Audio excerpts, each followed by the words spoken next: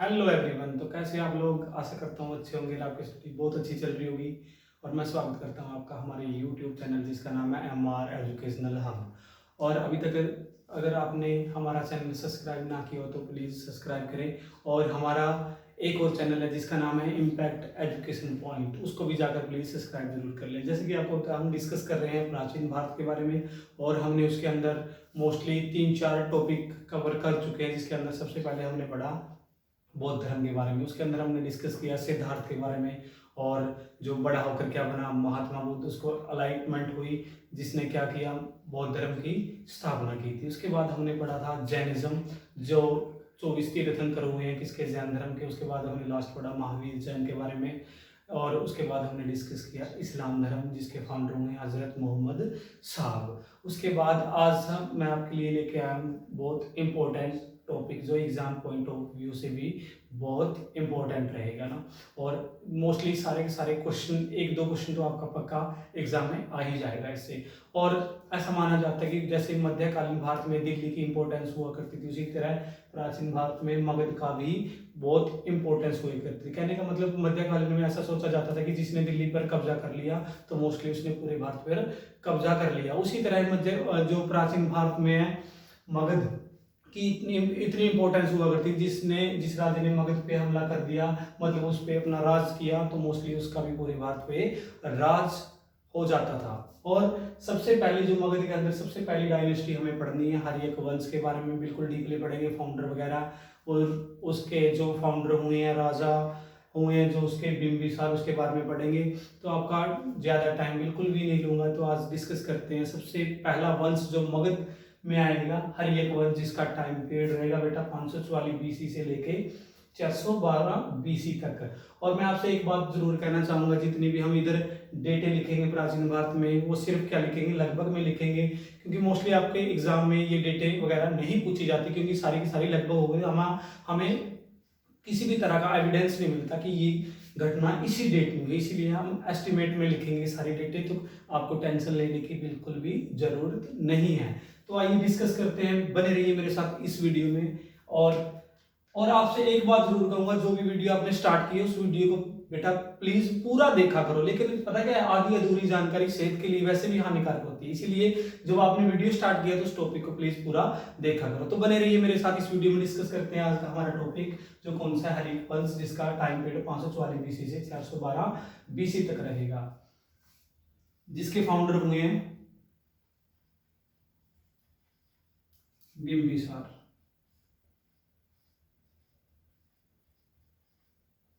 जिनका time period 544 BC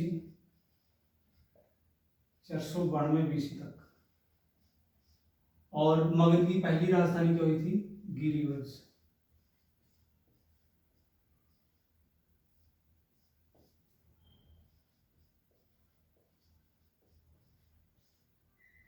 Magadh की पहली राजधानी क्या बनी, गिरिवंश। और इसके फाउंडर कौन है, बिंबिसार। कहने का मतलब ऐसा माना जाता है प्राचीन भारत में इससे पहले भी बहुत सारे रूलर राजा बने होंगे, लेकिन हमारे पास उनका किसी भी तरह का कोई भी एविडेंस नहीं प्राप्त हुआ।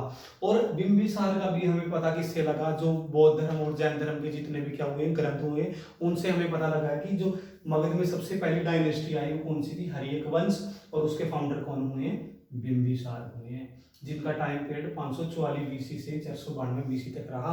और ऐसा माना जाता है कि मात्र वो 15-16 साल के करीब इनकी जब उम्र थी, ये सिंहासन पर बैठ गए थे, और उन्होंने मोस्टली 52 साल तक रूल किया था। तो आइए, फाउंडर कौन हुए हर्यक वंश के, बिंबिसार, जिसका टाइम पीरियड 544 से लेकर 492 BC तक हुआ। और आपसे पूछा जाएगा ये मतलब इनके जो समकालीन थे कौन हुआ करते थे, महात्मा बुद्ध। जो फाउंडर हुए किसके, बौद्ध धर्म के, जो किसके समकालीन हुआ करते थे, बिंबिसार के। और ये मोस्टली बौद्ध धर्म को ही फॉलो किया करता था, ठीक है ना। वो महात्मा बुद्ध से कई बार मिल चुका था, और उनका ही क्या हुआ था, शिष्य बन गया था, और उनका ही अनुयायी हुआ करता था। उसके बाद बिंबिसार ने आक्रमण किया अंग पर।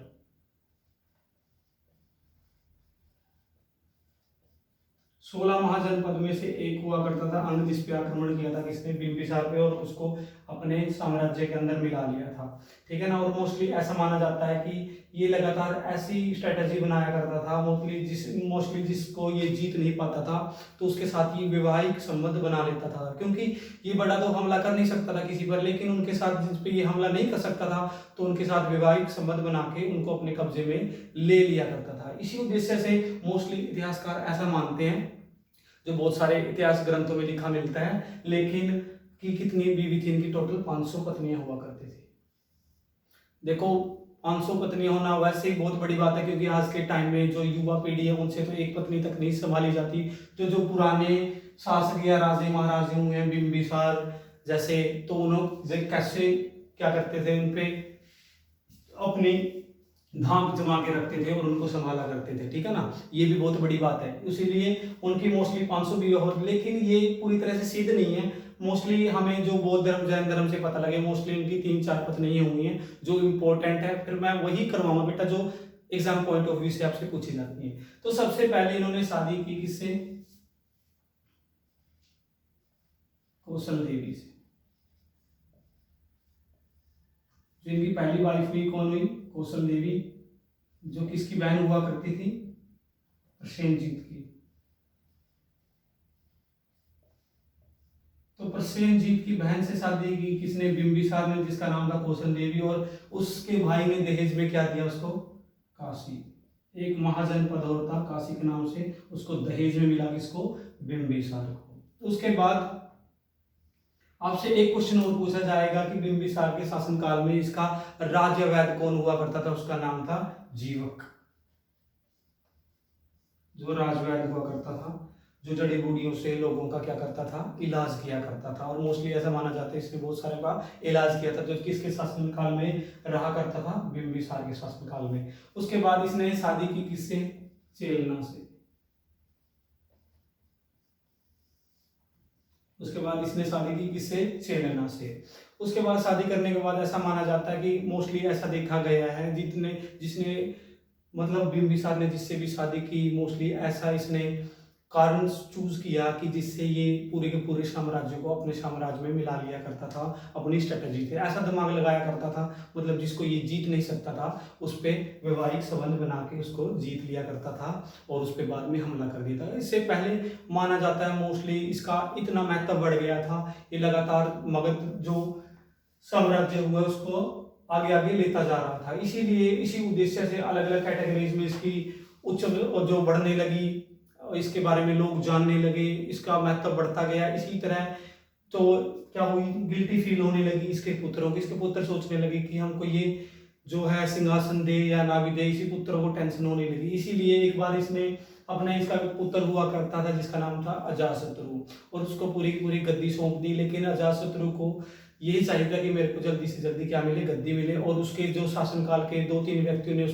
उसके कान भरना स्टार्ट कर दी कि तुम्हारा पिता कब मरे कब ना, क्या पता तेरे को गद्दी मिले ना मिले। इसीलिए उसने क्या कर दिया, इसके जो बेटा था अजातशत्रु, उसने अपने पिता को कैद कर लिया जेल में। लेकिन बहुत सारे इतिहासकार ऐसा मानते हैं कि उन्होंने जेल में कैद नहीं किया था, लेकिन बहुत सारे इतिहासकारों का मानना है कि डायरेक्टली मृत्यु करवा दी थी किसकी? बिंबिसार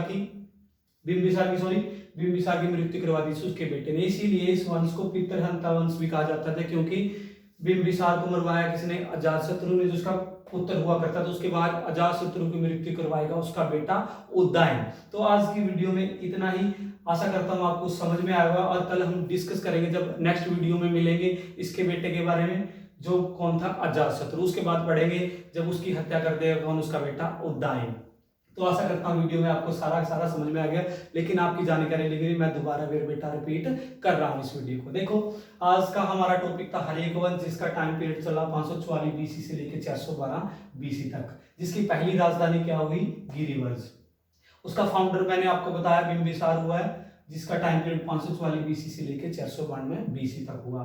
और जो किसके टेम्परेरी हुआ करते थे? महात्मा बुद्ध के समकालीन हुआ करते थे। उसके बाद सबसे पहले इन्होंने अंग पे आक्रमण किया और उसको अपने साम्राज्य के अंदर मिला लिया। उसने सबसे पहले शादी की किससे? कौशल देवी से, जो किसकी बहन हुआ करती थी? प्रसेनजीत की। और प्रसेनजीत ने उसको दहेज में क्या दिया? काशी, जो महाजनपद था। उसके बाद उन्होंने किससे शादी की? चेलना से। और चेलना का चेन्नई की शादी करने के बाद भी बिंबिसार ने मतलब अपना जो राज्यवंश है बढ़ाना चाहा। उसके बाद उसने डिसाइड किया कि मेरे पुत्र को सिंहासन दूंगा, लेकिन उसके पुत्र ने उसको क्या कर दिया, धोखे से मरवा दिया और खुद सिंहासन में बैठ लिया। तो कल जब हम नेक्स्ट वीडियो में मिलेंगे तो बिल्कुल डीपली पढ़ेंगे अजातशत्रु को, और इसीलिए आपका ज़्यादा टाइम नहीं लूँगा। तो कल मिलते हैं नेक्स्ट वीडियो के साथ। तो प्लीज़ जाके हमारे चैनल को सब्सक्राइब करें और कमेंट करें और लाइक करना बिल्कुल भी ना भूलें। तो कल मिलते हैं नेक्स्ट वीडियो के साथ। Thank you.